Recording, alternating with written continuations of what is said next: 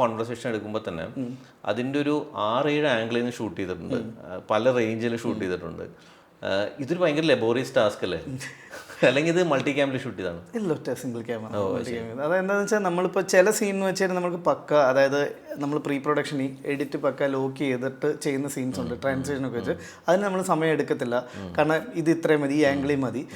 മറ്റേതെന്ന് പറഞ്ഞു കഴിഞ്ഞാൽ ഇപ്പം ആർട്ടിസ്റ്റ് നമ്മൾ ഇപ്പോൾ ലാൽ സാർ എല്ലാവരുമായിട്ട് ഇരിക്കുമ്പം സാറേ ഇങ്ങനെ നടന്ന് ഓൾറെഡി ഇരുന്ന് സംസാരിക്കണോ നടന്ന് സംസാരിക്കണോ നമ്മൾ ആലോചിക്കും. അപ്പോൾ അതിനെന്തെങ്കിലും ഫ്രഷ്നെസ് വരാൻ വേണ്ടി ഞാൻ നടക്കുന്ന വഴി സംസാരിച്ച് നമുക്ക് തുടങ്ങാം, ഇവിടെ നിന്ന് തുടങ്ങാം. അപ്പോൾ അങ്ങനെ പറയുമ്പോൾ നമ്മൾ ആദ്യം ഒരു മാസ്റ്റർ പോലെ ഇവരെന്താ ചെയ്യാൻ പോകുന്നത് നോക്കും. അപ്പം അങ്ങനെ ഒരു ആംഗിൾ വെച്ചിട്ട് പെർഫോമൻസിന് അപ്പോൾ അങ്ങനെ വെക്കുമ്പോഴാണ് ഈ പറഞ്ഞ പോലെ പല പല ആംഗിൾസ് എന്നുള്ള സംഭവം വരുന്നത്. കാരണം ഈ ഓൺ സെറ്റിൽ ഇംപ്രൂവൈസ് ചെയ്യാറുണ്ടോ സ്ക്രിപ്റ്റ്?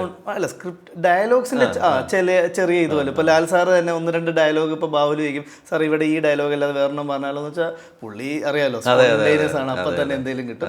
അല്ലാതെ ബാഹുൽ ആക്ച്വലി അവൻ എഴുതിയ വേർഡ്സ് പറയണമെന്ന് നിർബന്ധം പിടിക്കുന്ന ആളാണ്, കാരണം ത്രില്ലറുമാണ്. പിന്നെ ആക്ച്വലി അവൻ ഡയലോഗ്സ് എല്ലാം അങ്ങോട്ടും ഇങ്ങോട്ടും ട്വീക്ക് ചെയ്തിട്ടുണ്ട്. അപ്പം ആക്ച്വലി ലാൽ സാറൊക്കെ ഇതെന്തിനാ ഇങ്ങനെ പറയുന്നത്, അല്ലെങ്കിൽ അജു ചേട്ടൻ ചോദിച്ചിട്ടുണ്ട്, ചേട്ടാ ഞാൻ ഇത് അങ്ങോട്ട് പോയിട്ട് വരാമെന്നുള്ളത് അങ്ങോട്ട് പോയിട്ട് വരാമെന്ന് പറഞ്ഞാൽ വേറെ മാറ്റമുണ്ടല്ലോ എന്നുള്ളത് പറഞ്ഞു. പക്ഷേ അപ്പോൾ ലാൽ സാറ് പറഞ്ഞു കൊടുത്ത അജു ഈ സ്ക്രിപ്റ്റ് മൊത്തം ഇങ്ങനെയാണ്. അപ്പം ഞാനും വന്നപ്പോൾ ഈ ഡൗട്ട് ഉണ്ടായിരുന്നു, പക്ഷേ ഇത് ത്രൂ ഔട്ട് ഇങ്ങനെ വരുമ്പം ഭയങ്കര ഫ്രഷ്നെസ് ആയിരിക്കും. അപ്പോൾ ബാഹുൽ അത് ഭയങ്കരമായിട്ട് ഫോക്കസ് ചെയ്യുന്നുണ്ട്.